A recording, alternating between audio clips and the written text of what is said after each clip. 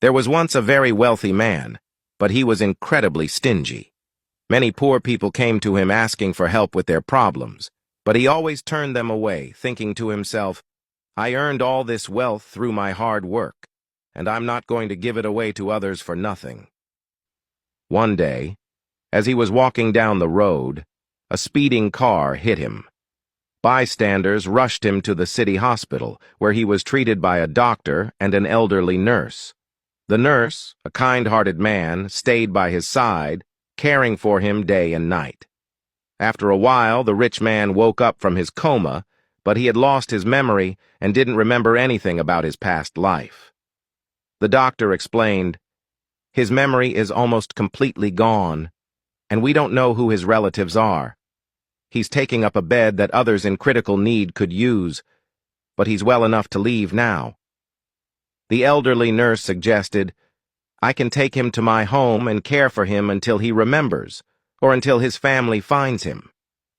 The hospital agreed, and the nurse brought the rich man to his humble home, which was a small hut made of straw and wicker, far from the city.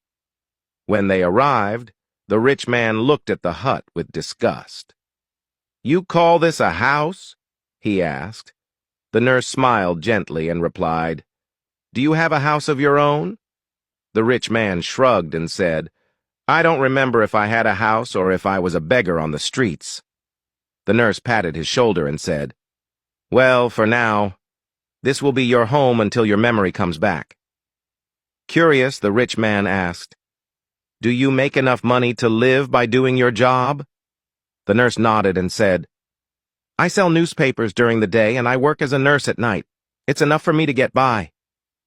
Days turned into weeks, and one morning the nurse found an ad in the newspaper with a picture of the rich man. It turned out that his family had been searching for him.